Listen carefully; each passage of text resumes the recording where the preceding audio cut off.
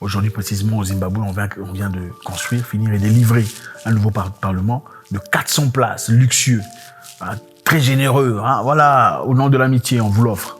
200 millions de dollars. C'est quoi l'objectif final si le Zimbabwe ne paye pas directement?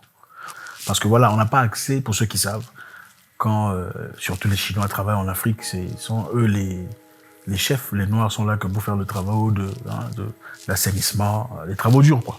Mais les étapes suivies, la structure scientifique, on n'a pas accès à ça, n'est-ce pas? 200 millions de dollars pour construire un parlement pour le Zimbabwe. Un pays qui traverse un moment particulièrement difficile.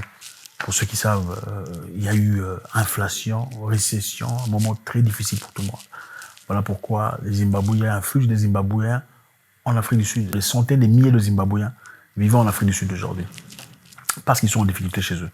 Tellement que l'argent a perdu sa valeur, le pain coûtait autant de billets. Donc il fallait emmener autant de billets pour acheter un pain. Hein? Inflation.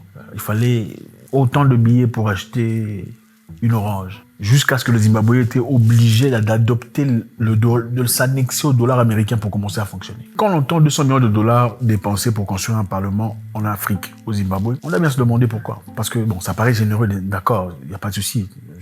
Ça paraît sympathique. On se dit, bon, comme l'Ouest ne fait pas ce qu'il a à faire correctement, on peut se retourner vers les Chinois qui sont apparemment plus ouverts, moins électriques. Mais si vous regardez dans le passé, en 2012, il y a eu quelques problèmes. En 2012, les Chinois ont construit la salle de l'Union africaine à Addis Abeba, la grande salle où les présidents se réunissaient ou se réunissent jusqu'aujourd'hui pour discuter des affaires africaines, tout ça, pour établir une direction pour le peuple africain.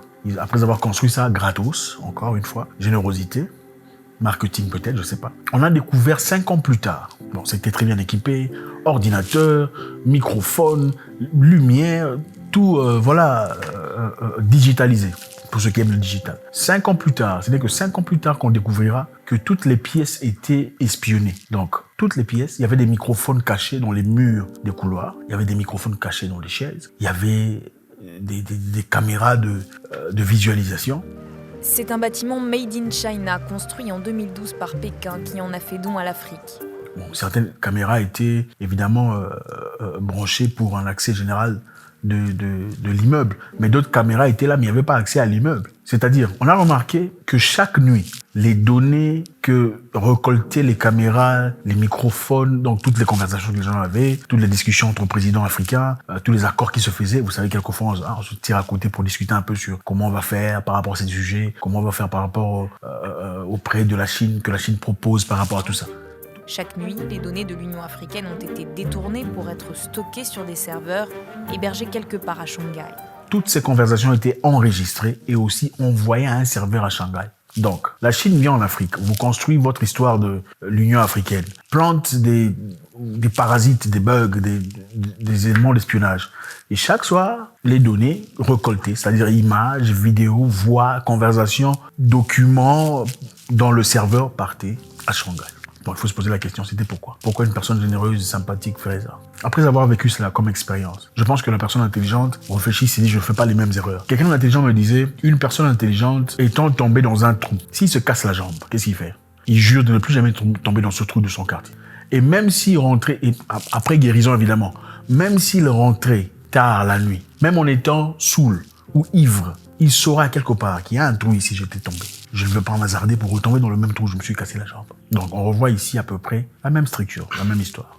Aujourd'hui, précisément au Zimbabwe, on vient de construire, finir et délivrer un nouveau parlement de 400 places, luxueux, hein, très généreux. Hein, voilà, au nom de l'amitié, on vous l'offre. 200 millions de dollars. C'est quoi l'objectif final si le Zimbabwe ne paye pas directement? On pourrait comprendre parce que voilà, le Zimbabwe est sujet à beaucoup de sanctions pour l'instant. Ils ne peuvent malheureusement pas recevoir de l'argent ou de l'aide venant de beaucoup d'organisations extérieures ou des investisseurs d'ailleurs.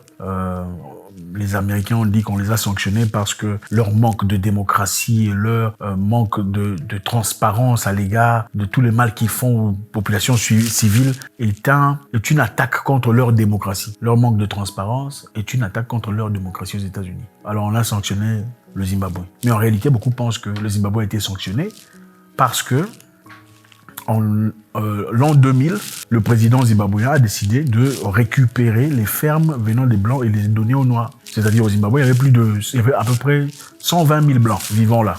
Okay, et parmi les 120 000 blancs, il y avait 7 millions de noirs. Et à peu près 7 000 blancs avaient la grande majorité des fermes, des terres, cultivables. Pendant que le reste, évidemment, 7 000 fermiers blancs avaient presque toutes les terres, la grande moitié des terres, pendant que les autres n'en avaient pas. Alors, Mugabe, étant un panafricaniste, se dit, bon, je veux donner le pouvoir à mon peuple. Donc, je veux reprendre les fermes. Bon, les fermiers blancs ont demandé de l'argent, la compensation. Vous voulez ma ferme? Vous me payez pour ça. Mugabe a dit non. Quand vous êtes venu prendre les fermes et les terres, vous n'avez payé personne pour ça. Vous avez pris ça de force. Donc, comme on récupère aussi par la même manière, même mécanisme que vous avez appliqué. C'est-à-dire, on récupère sans nécessairement vous payer. Alors, on a pris toutes les fermes des blancs, ou presque. Beaucoup sont partis, ils ont quitté le pays, et très peu qui ne pouvaient pas s'en rester, mais vivant des miettes de ce qu'ils ont. Donc, finalement, qu'est-ce qui s'est passé? Il y a eu manque de production, manque d'argent, manque de nourriture, manque de production de viande, manque de production de pommes de terre, manque d'haricots, manque de tout ça là. Manque de pain. Aujourd'hui, en tout cas jusqu'à aujourd'hui, il y a des Zimbabwéens qui vivent en Afrique du Sud. À chaque fois qu'ils rentrent chez eux au Zimbabwe, ils sont obligés d'apporter des couvertures, des tomates, de l'huile, du pain de l'Afrique du Sud à chez eux. C'est à ce point-là que c'est arrivé. Les sanctions étaient censées frapper les chefs, c'est-à-dire le président zimbabwéen et sa clique. Mais en réalité, les sanctions ont frappé tout le monde, la population locale. Parce que comment un président va souffrir de manque de nourriture? Ça n'existe pas. Après ce temps, qu'est-ce qui s'est passé? Malheureusement, beaucoup de fermiers noirs n'ayant pas d'expérience ont managé négativement leur ferme. C'est-à-dire, tu produis, tu ne sais pas comment manager, comment gérer, tu prends l'argent, tu prends 80% de l'argent, tu bouffes, tu veux réinvestir 20%. Ça a été compliqué. Peu à peu, les fermiers noirs ont commencé à fermer, sans compter les sanctions qui leur pesaient dessus. En fin de compte, beaucoup de fermiers aujourd'hui sont rentrés vers les fermiers blancs qui sont restés pour aller demander pardon, supplier, dire s'il vous plaît, rentrez travailler, rentrez cultiver parce que nous mourons de faim, rentrez parce que nous n'avons pas l'expérience que vous avez, rentrez parce que nous n'avons pas le dévouement que vous déployez, rentrez parce que pour nous c'était une question d'enrichissement et pour vous c'était une question de culture. Qu'est-ce que le Zimbabwe peut faire? Aujourd'hui, malheureusement, plusieurs années plus tard, après le décès du supposé président qu'on avait sanctionné, sur qui les sanctions étaient censées frapper, décédé depuis longtemps, le président Mugabe. Le Zimbabwe aujourd'hui est toujours sous sanction internationale. Une pression non dite. Pour quelle raison? À chacun de vous deviner. Maintenant, est-ce que le Zimbabwe a tort de se retourner vers la Chine pour demander de l'aide? Une aide qui apparemment n'a pas de retour immédiat. Bon, évidemment, il doit y avoir des retours. La Chine ne fait pas ça pour rien. La Chine n'investit jamais pour rien. Donc, si ce n'est pas directement pour l'argent, c'est probablement pour les hommes ou pour gagner quelque chose. C'est quoi cette chose que la Chine veut gagner? Qu'est-ce que l'Afrique peut faire aujourd'hui pour se libérer de cette histoire, pour devenir libre, pour pouvoir progresser, avancer sans nécessairement être soumis aux sanctions qui l'handicapent? Parce que beaucoup de pays africains vivent ou ont vécu, au moins dans le passé, ce genre de situation. À mon avis, je pense qu'il serait très important, comme le suggérait Kadhafi, de commencer à trader avec son frère, d'ouvrir les portes, de créer une Afrique plus ouverte, plus libre. Comme ça, on n'aura pas nécessairement besoin d'investissements venant d'ailleurs pour grandir notre nation ou pour avoir une certaine indépendance. La réalité est qu'aucune personne venant d'ailleurs ne donne pour rien. Voilà pourquoi quelqu'un d'intelligent disait « Il faut mépriser le lunch gratuit ». La loi du pouvoir, je crois. Il faut mépriser le lunch gratuit. Rien n'est gratuit dans le monde capitaliste. Quand on te donne quelque chose, c'est pour serrer quelque part ailleurs. Quand on t'offre quelque chose ici, c'est pour serrer de l'autre côté. Le Zimbabwe reçoit 200 millions de dollars, pas en forme d'argent, mais en forme d'immeubles ou de buildings. Si on veut vraiment le Zimbabwe, on veut vraiment aider le Zimbabwe, mais pensez-vous pas qu'il serait plus cohérent de donner l'argent au Zimbabwe pour élever son économie au lieu d'investir dans un parlement qui abriterait 400 personnes qui se foutent complètement de la population, pour la plupart des cas? Si on voulait vraiment aider le Zimbabwe, pourquoi on n'a pas mis cet argent dans l'économie? Pourquoi on n'a pas boosté le mécanisme financier?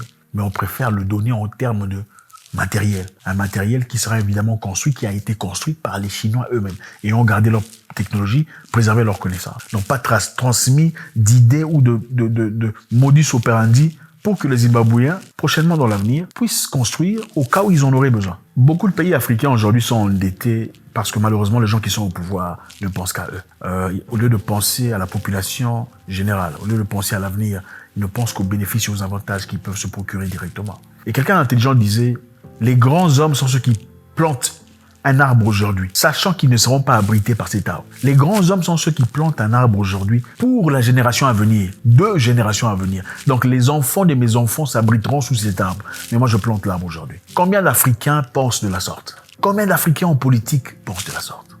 Beaucoup pensent à s'enrichir. Je vais acheter une maison.